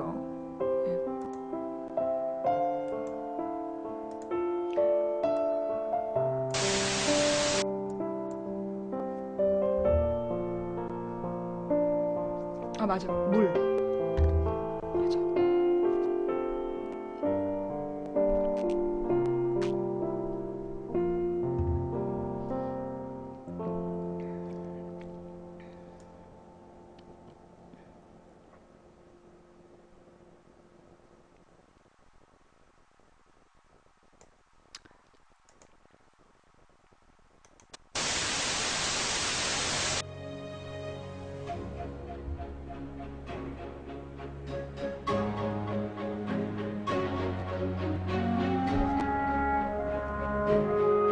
아, 이거 저기지. 또 팟캐스트를 위해서 자막을 읽겠습니다. 1987년 1월 14일 남영동 치안본부.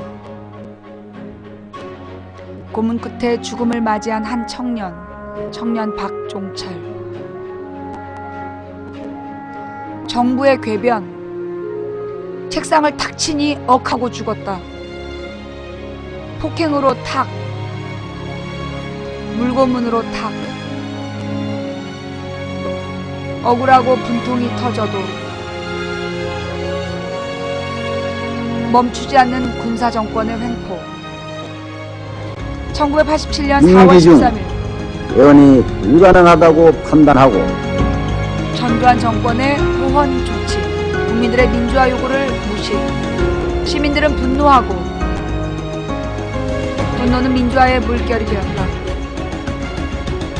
1987년 5월 18일 천주교 정의구현사재단 김수문 신부 박종철 고문치사 사건은 축소 조작이며 정권은 국민을 속였다. 87년 5월 27일 여당 종교계 재야단체 등 2191명 참여한 민주헌법 쟁취 국민운동본부 출범. 전국으로 퍼지는 군부 독재 정권에 대한 국민의 저항. 독재의 끝을 향한 그 길에 민주화의 문을 여는 그 길에 87년 6월 9일 쓰러진 또 한 명의 젊은. 직격 최루탄을 맞아 쓰러진 청년 이한열. 사람들의 가슴에 불꽃을 더해 87년 6월 10일 민정당 대통령 후보 지명대회가 박정철 고문치사 조작 은폐 규탄 후원 철폐 규탄 전국 18개 도시 시민 24만여 명이 참여한 60민주항쟁의 시작 5일간의 명동 성당 농성 축제 학생들도 넥타이 부대도 6월 18일 전국적으로 계속되는 150여만 명이 넘는 시민들의 참여 6월 26일 국민평화대행진 전국 34개 도시와 4개군 200만여 명의 외침 호원철폐 독재 파도 대통령 직선제를 택하지 않을 수 없다는 직선제 개헌 결론에 이르게 되었습니다. 마침내 독재의 어둠을 몰아낸 국민들의 환희 온 국민이 역사의 주인공이 된 1987년 6월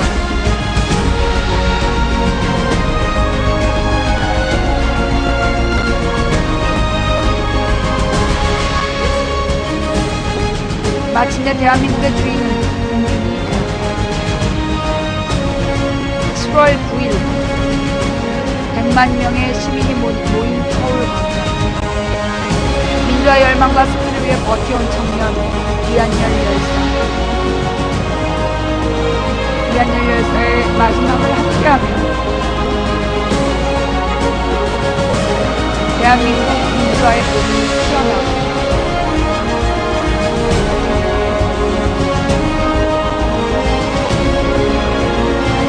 2007년 5월 9일 강산이 두 번이나 변한 후에야 60민주항쟁은 국가 기념으로 시작됩니다.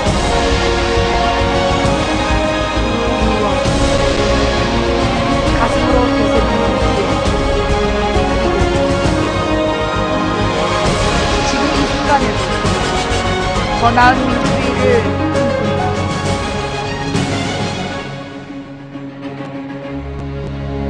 민주화운동 기념사업회 영상이었습니다. 예. 자막이 너무 빨랐고 못 읽겠더라. 예, 돌리님 감사하고요. 롱요트 밴더님 감사합니다. 예. 오늘 60에 대한 이야기를 또 잠깐 해볼게요. 여러분, 대한민국 국민이요. 예. 대한민국 국민이, 음악 소리가 너무 컸지요? 예. 대한민국 국민이 얼마나 무서운 국민이냐 하면, 예, 제가 이제 여러 번 말씀을 드렸는데, 팬클럽 가입해주신 여러분, 후원해주신 여러분, 대단히 감사합니다. 여러분 있잖아요. 그러니까 우리 한민족의 역사야.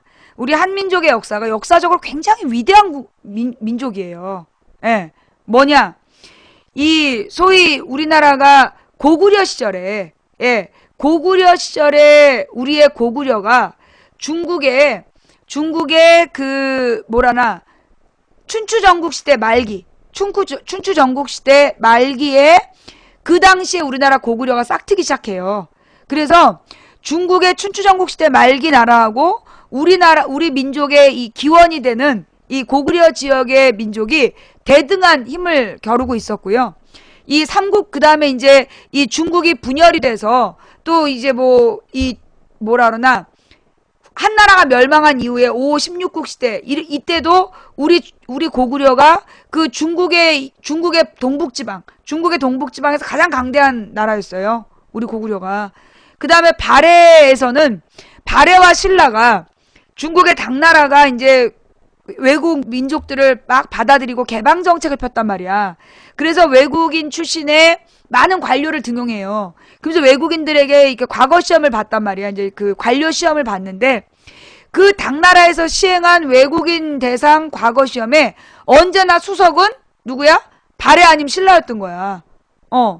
그 당나라에서 소위 동아시아의 가장 중심이라고 얘기했던 당나라가 그 외국인을 대상으로 해서 시험을 쳤던 그 과거 시험에 언제나 수석은 발해 아니면 신라였다는 거예요. 발해의 땅의 영역은 확실하게 지금 알 수가 없어. 어디까지인지. 그만큼 우리 민족이 뛰어난 역사를 가지고 있었어. 그러다가 우리나라가 이제 또 불교의 발전. 불교가 원래 인도에서 나왔잖아요. 인도에서 나와서 중국을 거쳐 우리나라에 들어왔는데 이 불교 경전이 전 세계에서 가장 잘 정돈된 나라가 어디? 우리나라. 우리나라 고려 때 만든 이 고려대장경이 고려대장경 8만대장경이 전 세계 불교 경전 중에 가장 완전한 경전이라는 거야. 그래서 이 불교의 사상을 공부한 사람들이 전부 다 해인사에 와서 공부를 해요. 예. 자, 그럼 이 고려의 그 화려했던 불교 문화의 그 불교 사상이 그만큼 우리나라의 역사적, 문화적 가치로 남아있어. 그 다음에 조선. 여러분, 유럽에서 법치국가가 완성된 게 언제냐? 한마디로 이제 의회 정치, 공화 정치가 마련된 게 언제냐면 이 유럽에서 명예혁명이 끝난 다음이야. 명예혁명이 끝난 다음에 가서야 유럽에 그 이제 15세기경에 가서 이 법치국가가 만들어지고 그런데 굉장히 미개했어. 영국의 초기 법치는 굉장히 미개했어요. 법전이나 이런 것들이 되게 좀 부족했어. 그러다가 이제 17, 18세기 거치면서 법이 이제 체계화된단 말이야. 유럽도.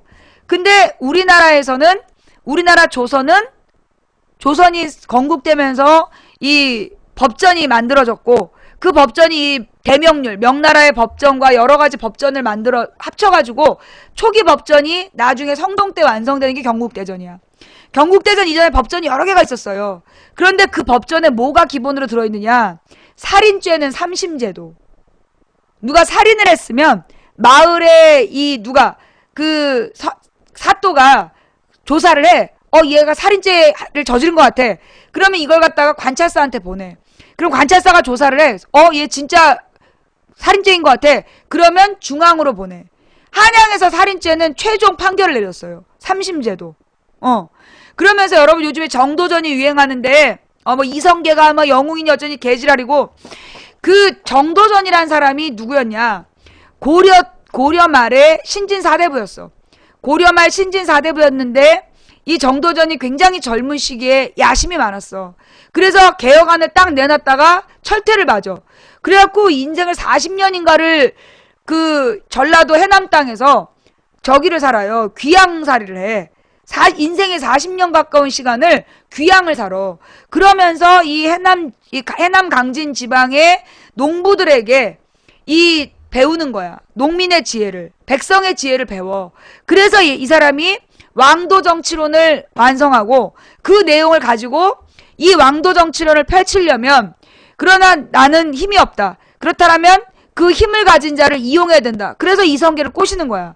정도전이 이성계를 꼬셔갖고 조선을 만든 이 조선의 정치 체제는 맹자가 그러니까 맹자가 3세기에 얘기했으니까 1600년 전에 맹자가 1600년 전에 이야기했던 이상정치, 왕도정치론, 왕이 있으나 왕 혼자서 통치하는 것이 아니라 철저히 재상이 통치하는 한마디로 공화정이었어요.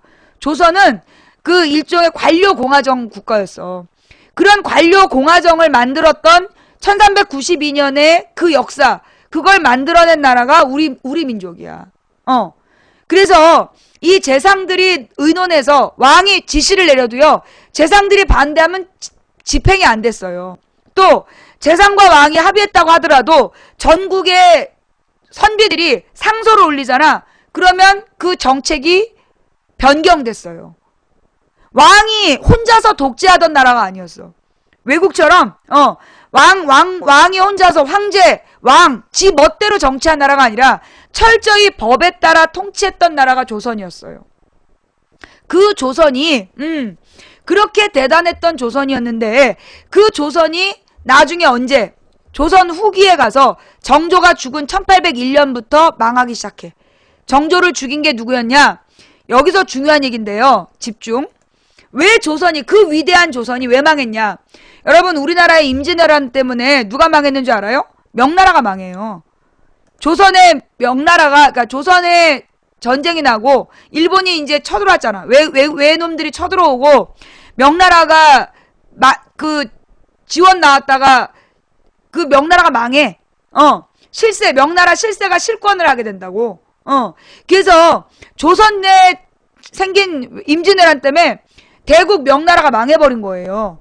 우리보다 먼저 만들어졌던 명나라가 망했어. 그리고 일본의 정치체제도 바뀌었고, 그래도 유지됐던 게 우리나라야. 이 임진왜란, 병자호란이라는 큰 양난을 거치고도 우리나라가 유지될 수 있었던 힘은 바로 뭐였다? 그 정도전이 만들었고 경국대전으로 완성됐던 조선의 통치체제가 백성의 뿌리를 둔 왕도정치 체제였고, 그리고 소위 여러분 그 당파 싸움이라는 얘기 많이 들어봤잖아요. 근데 그 당파 싸움이라는 게 사실은 이게 뭐야? 그 정당 정치였어.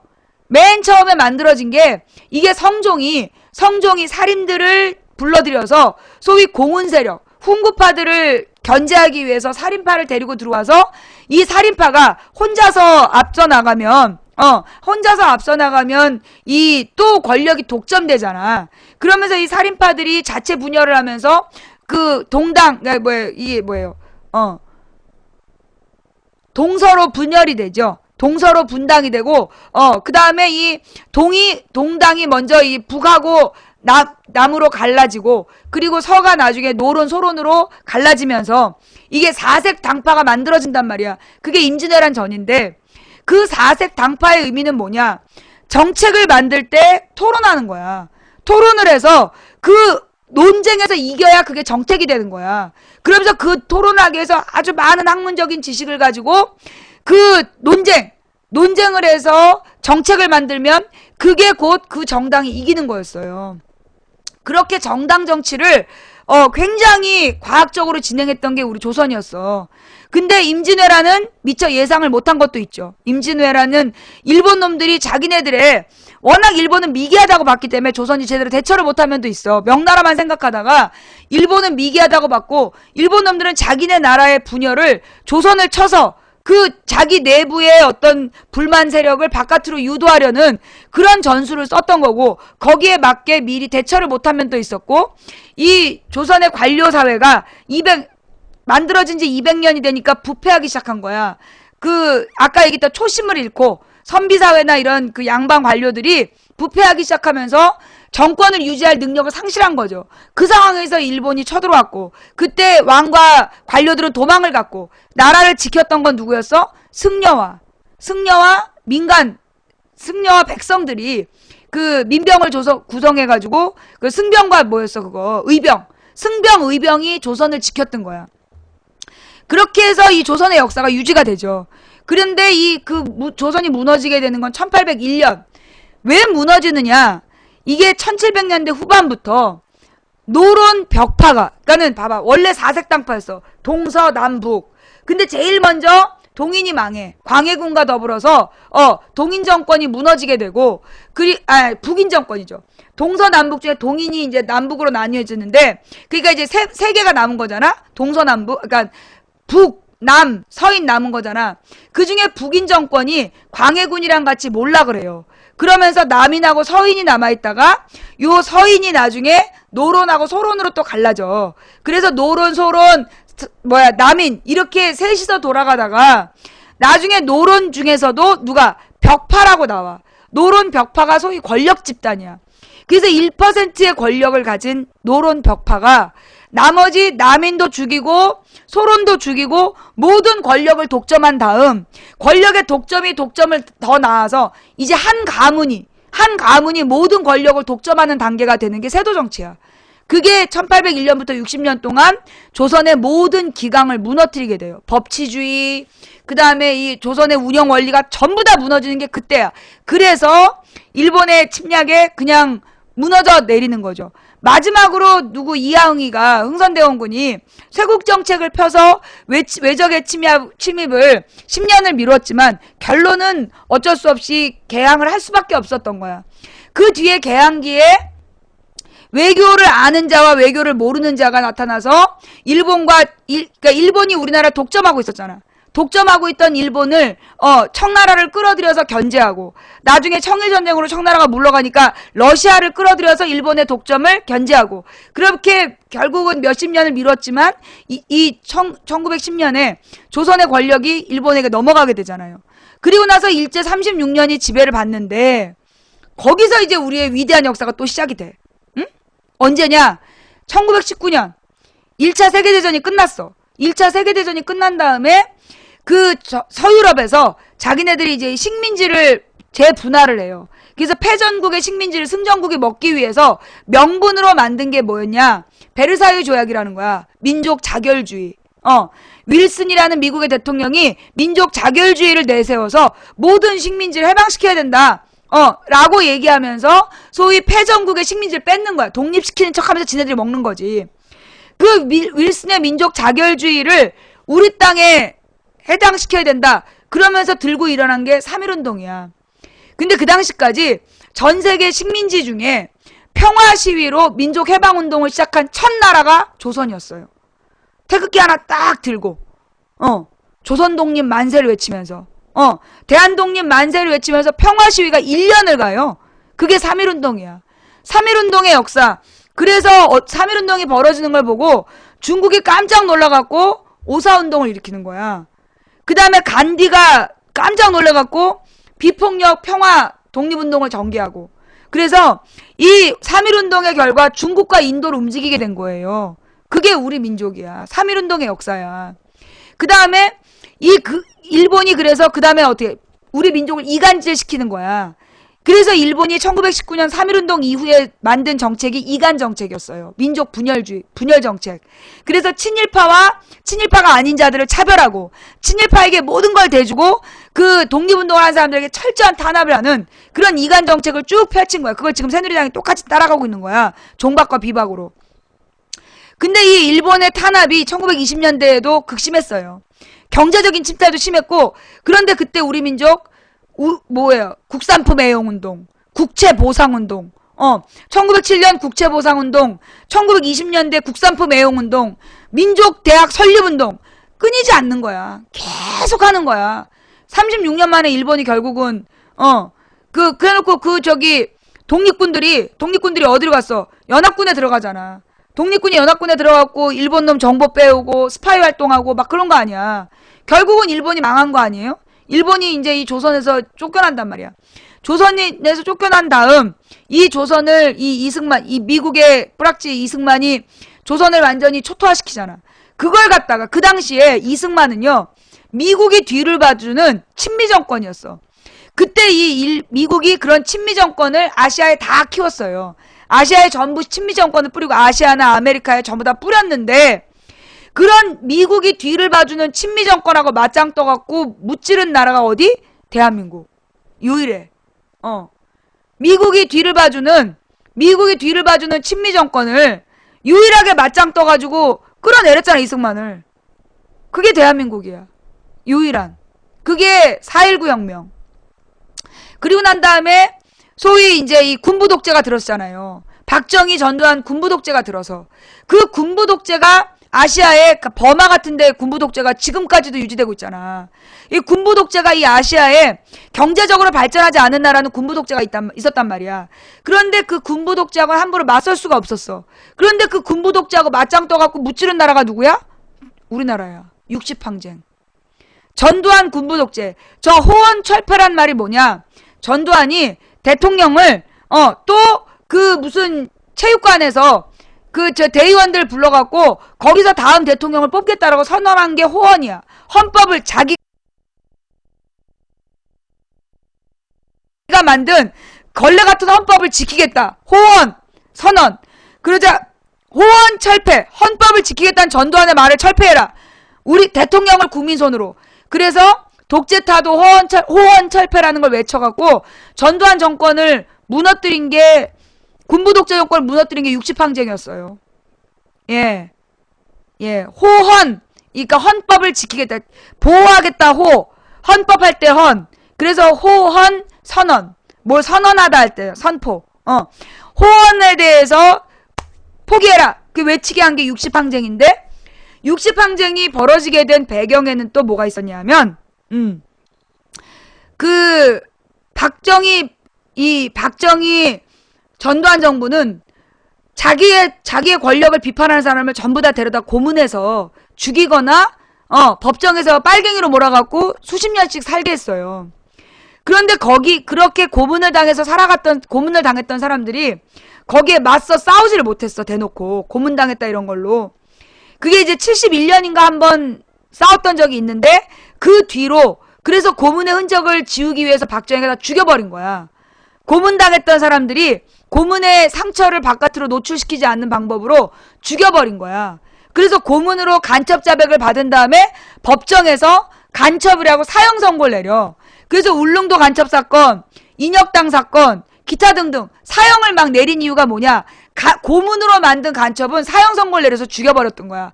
고문의 흔적을 지운 거지. 그때 김근태란 사람이 민청년 의장으로 85년도에 잡혀가요. 1985년도에 그 전두환 정권에 의해서 잡혀가. 거기서 24일 동안 고문을 당해. 고문을 당하면서, 처절한 고문을 당하면서 이 사람이 맨날 뭘 했냐? 고문을 당하면서 물어본 거야. 오늘이 며칠이에요? 지금이 몇 시예요? 그리고 그걸 외운 거야. 남영동에서 고문을 11번을 당할 때 오늘은 며칠이고 지금은 몇 시예요? 그걸 물어보면서 고문을 당하는 거야. 그걸 나중에 고발하려고. 그래서 그걸 외우고 그 다음에 어떤 고문이 이루어졌다라는 걸 막 암기를 한 거야. 그걸 암기를 하고, 그러면서 자기가 이제 막 고문을 당하는 과정에서 막 발목이 다 이제 찢어지고 막 상처가 나고, 그래서 이제 이 피딱지가 앉은 걸, 그 피딱지를 감옥으로 가서 그 피딱지를 띄어진 피딱지를 휴지에다 물을 묻혀가지고 그걸 보관을 한 거야. 내가 고문당한 증거로 이걸 고발을 하겠다고. 그렇게 해서 자신의 고문의 기억을 남긴 거예요. 그러다가 이제 그 부인이 인재근 의원인데, 그 부인이, 남편이 갑자기 사라졌어.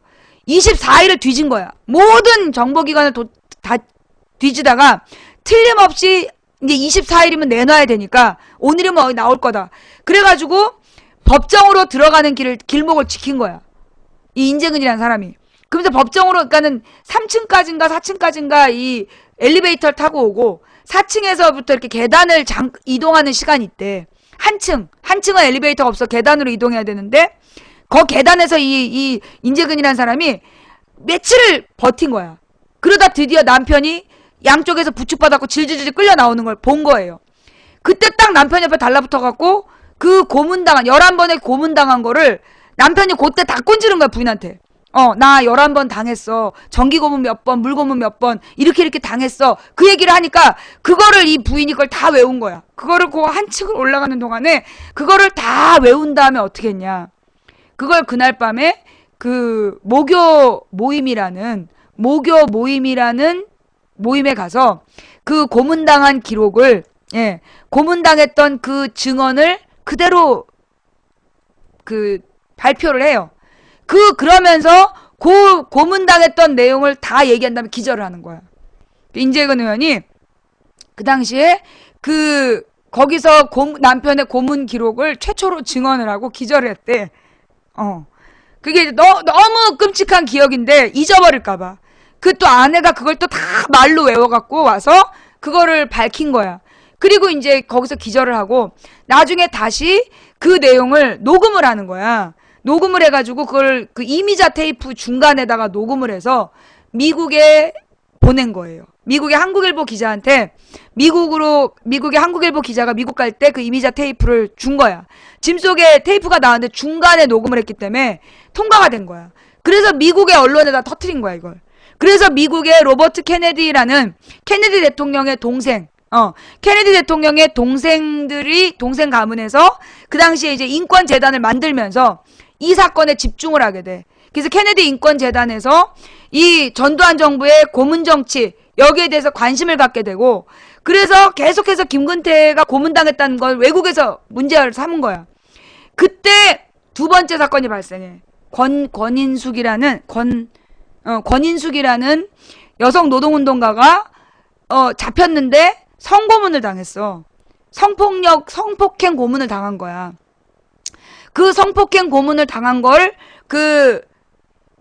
보통 여자들이 그걸 당하면 너무 수치스러워서 미쳐버리거나 숨겨버리거나, 그런데 그 사람은 그거를 밝힌 거야. 내가 이런 성고문을 당했다. 그래갖고 두 가지 고문 사건이 85년, 86년에 나라를 발칵 뒤집었어. 그해 겨울, 이 86년 12월에 박종철이라는 학생이 갑자기 사라져. 그리고 1월 14일에 고문당하다 죽는 거야. 그 고문당하다 죽은 박종철이, 그래서 세 가지 사건, 김근태 고문, 권인숙 성고문 사건, 박종철 고문 치사, 이 세 가지 사건에 열받아가지고 이 87년에 막 민주화운동이 시작되는 거지. 막 민주화운동이 시작되고 있었는데 결정타가 뭐였어? 6월 9일에 이한열이라는 학생이 연대 경영학과 다니던 학생이었는데 연대 정문 앞에서 직격탄을 맞고 뇌사 상태에 빠져. 7월 4일까지 뇌사 상태에 빠져 있다가 7월 4일에 사망하고, 그래서 7월 9일에 대대적인 그 이한열 장례식을 치르게 된 거예요.